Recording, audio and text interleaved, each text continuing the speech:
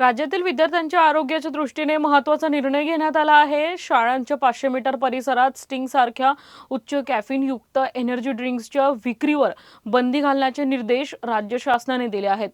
या निर्णयासाठी विधान परिषदेत सातत्याने पाठपुरावा करणारे आमदार विक्रम पाचपुते यांनी हा विषय वारंवार उपस्थित केला होता। याबाबत आमदार विक्रम पाचपुते यांच्याशी संवाद साधलाय आमचे प्रतिनिधी किरण जाधव यांनी। पाहूयात। माझ्यासोबत आमदार विक्रम पाचपुते आहेत। त्यांनी गेल्या अधिवेशनमध्ये पनीर ॲनालॉग पनीरचा मुद्दा उचललेला, आज जे स्टिंग जे ड्रिंक आहे त्याचा मुद्दा उचललेला आहे।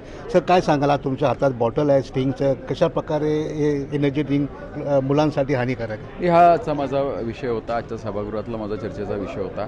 स्टिंग एनर्जी ड्रिंक आहे, मीच नाही म्हणत, तर हे स्वतः कंपनी म्हणते।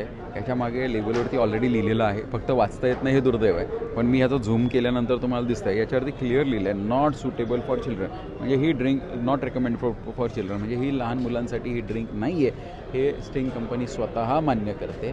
माझी आपल्यामार्फत सर्वांना विनंती आहे की हे ड्रिंक लहान मुलांसाठी नाही, कृपया पालकांनी ह्याची नोंद घ्यावी। स्वस्तात मिळतं म्हणून आपण अनेकदा लहान मुलांना हे दिलं जातं। दुर्दैव असं आहे, याच्यामध्ये कॅफेन आहे, ट्युरेन आहे आणि सगळ्यात महत्त्वाचं शुगर आहे। ह्या सगळे खूप डेडली कॉम्बिनेशन होतं आणि याचा परिणाम मुलांच्या आरोग्यावरती झाल्याशिवाय राहणार नाही। भविष्यामध्ये मग मोटापा असेल किंवा डायबिटीज असेल, ब्लड प्रेशर असेल किंवा हार्ट अटॅकसारखे सुद्धा आजार ह्या एका सिंगल ड्रिंकमुळे होऊ शकतात।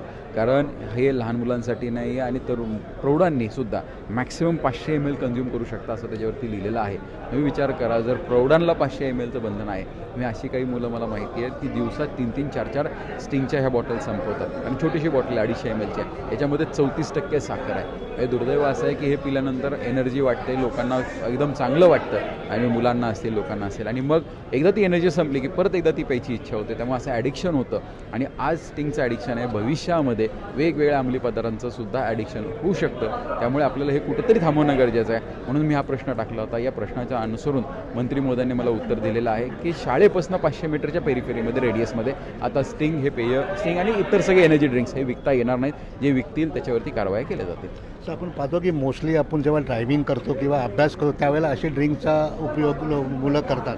नाही, बरोबर आहे, पण हे घातक आहे। म्हणजे मुळात काय आहे की हे तात्पुरतं बरं वाटतं, पण लॉंग टर्मसाठी हे चांगलं नाही। त्यामुळे ह्याच्यावरती कारवाई होणं गरजेचं आहे आणि येणाऱ्या काळामध्ये कारवाई होईल अशी अपेक्षित आहे। मागेही मी पनीरचा विषय ज्यावेळेस मांडला होता, ॲनालॉग चीज आणि पनीर, ह्या लढ्याला थोडा वेळ लागला, पण 1-1.5 वर्षानंतर कुठेतरी आता कन्क्लूड होतं असं वाटायला लागलं। काय सांगाल, आज तुकाराम मुंडे जे आले होते ते पण एक चांगलं काम करतात, तुमची काय अपेक्षा आहे त्यांनी याच्यामध्ये कशा प्रकारे? ते त्यांनी चांगलं काम चालू आहे असं चालू ठेवावं एवढीच अपेक्षा आहे।